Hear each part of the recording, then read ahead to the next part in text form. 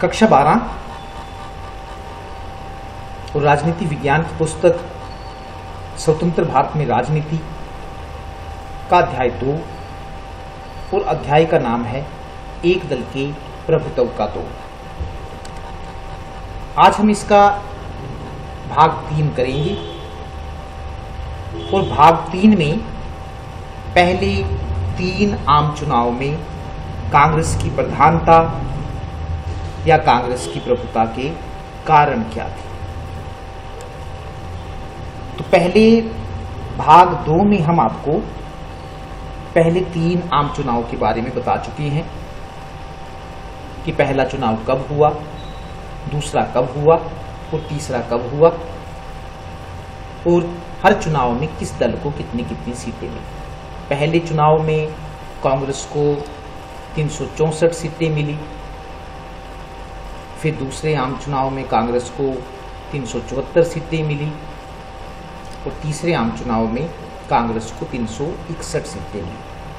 तो इस प्रकार से हम कह सकते हैं। और दूसरे स्थान पर जो पार्टी रही वो भारतीय कम्युनिस्ट पार्टी थी, जो 30 का आंकड़ा भी पार नहीं कर पाई। तो आप लोगों के मन में यह प्रश्न पैदा हो सकता है कि वो कौन से कारण थे जिनके कारण लोग कांग्रेस को ही वोट देते थे। ऐसा नहीं था कि दूसरी पार्टियां नहीं थी, दूसरी पार्टियां थी, चुनाव में भाग भी लेती थी, लेकिन चुनाव में भाग लेने के बाद भी लोग उन पार्टियों को वोट नहीं देते थे। कांग्रेस ही एकमात्र ऐसी पार्टी थी जो पहले 3 आम चुनाव में एक के बाद एक चुनाव जीतती रही और कांग्रेस की सरकार बनती रही। तो इस भाग 3 में हम उन्हीं कारणों की चर्चा करेंगे कि वो कौन से कारण थे जिसके कारण लोग कांग्रेस को वोट देते थे। उसमें पहला है देश को आजाद करवाने में योगदान।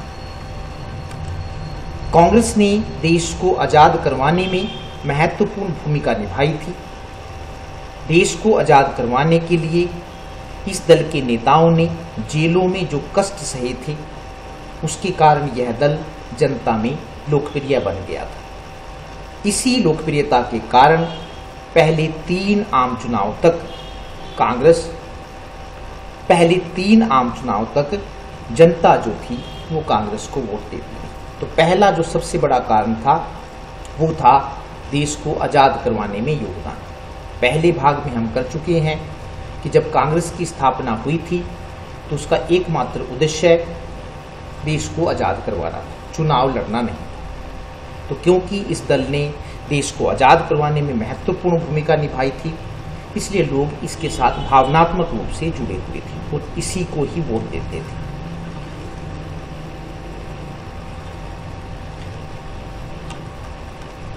दूसरा है राष्ट्रव्यापी संगठन।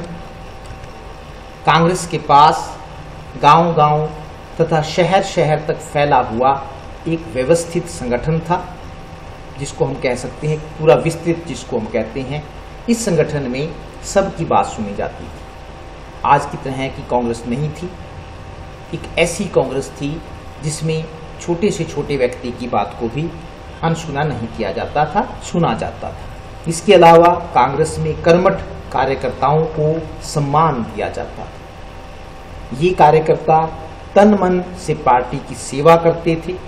यह बात भी पहले 3 आम चुनाव में कांग्रेस के जीतने का कारण था। जो कार्यकर्ता थे वो कर्मठ थे और तन मन से पार्टी की सेवा करते थे, तो उनके कारण भी कांग्रेस पहले 3 आम चुनाव में जीतती रही। तीसरा है व्यापक जनाधार।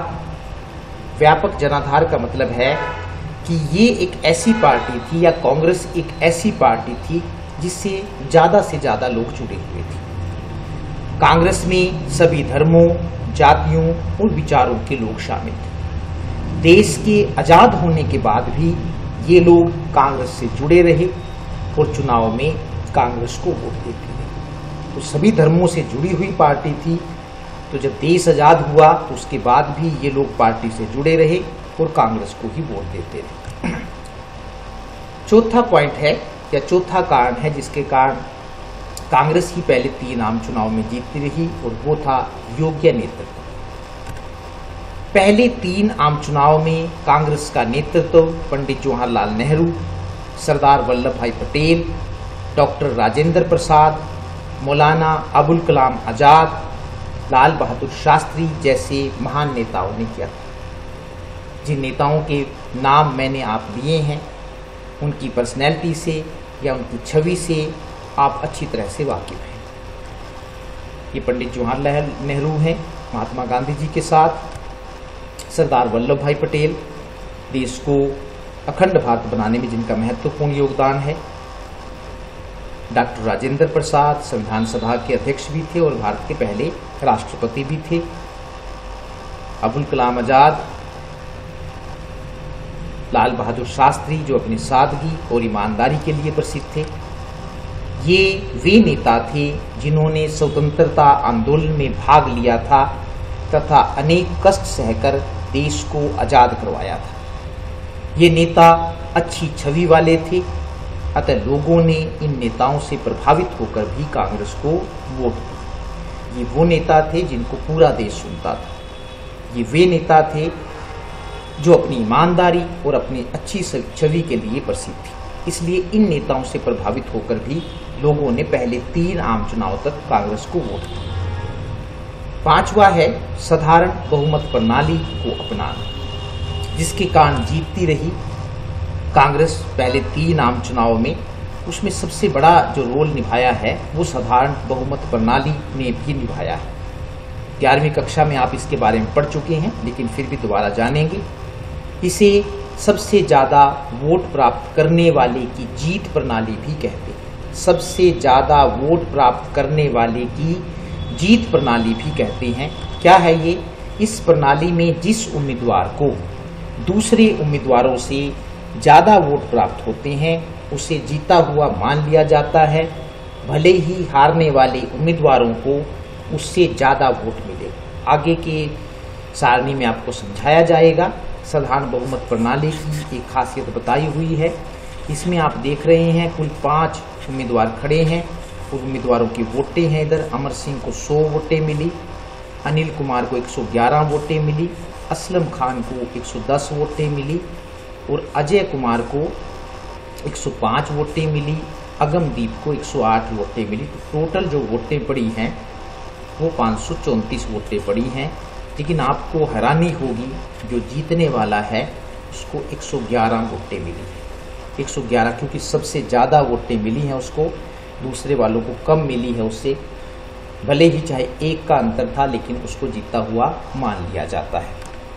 अब इसमें अगर आप देखें साधारण बहुमत प्रणाली की जो कमी है, जीतने वाले उम्मीदवार को प्राप्त कुल वोटें वो हैं 111, हारने वाले उम्मीदवारों को कुल वोटें 423।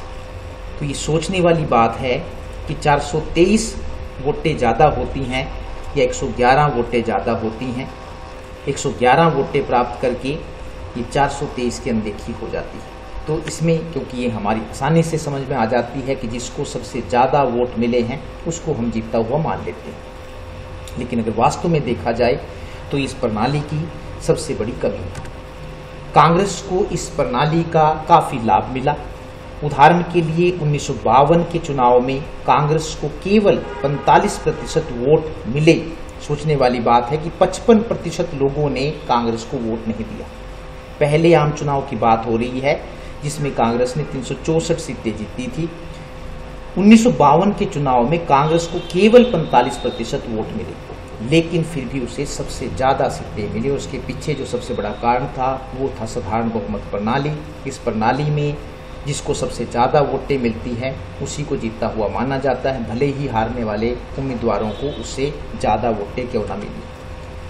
छठा कारण है कांग्रेस की प्रधानता का स्थानीय विशिष्ट जनों का सहयोग। क्या था ये स्थानीय विशिष्ट जन? कौन थे? कांग्रेस ने स्थानीय स्तर पर, लोकल लेवल पर, जिसको हम कहते हैं गाँव में, शहर में, कांग्रेस ने स्थानीय स्तर पर बड़े लोगों, जिनको हम बिग मैन कहते हैं, को अपने नियंत्रण में कर रखा था। ये स्थानीय स्तर के बड़े लोग अपने क्षेत्र में, अपनी जाति या अपने धर्म में विशेष स्थान रखते थे और लोग उनके कहने पर ही वोट देते थे। तो आप समझ गए होंगे कि स्थानीय स्तर पर गाँव में कुछ ऐसे चौधरी टाइप के लोग होते हैं जिनको पूरा गाँव उस समय सुनता है।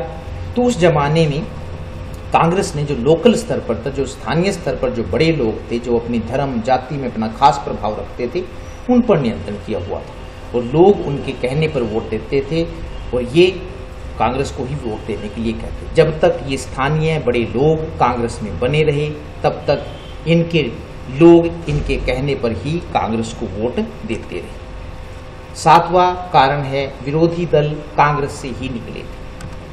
स्वतंत्रता प्राप्ति के बाद जितने भी विरोधी दल बने थे, उसके बाद सबसे पहला जो राजनीतिक दल है वो भारत में कांग्रेस है।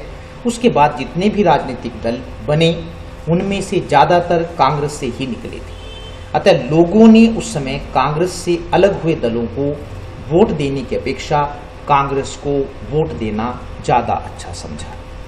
इन्हीं कारणों से कांग्रेस पहले 3 चुनाव तक जीतती रही, एक के बाद पहला था चाहे वो दूसरा था, जीतती रही और देश में कांग्रेस की सरकार बनती रही। ये कारण थे कांग्रेस की प्रधानता के।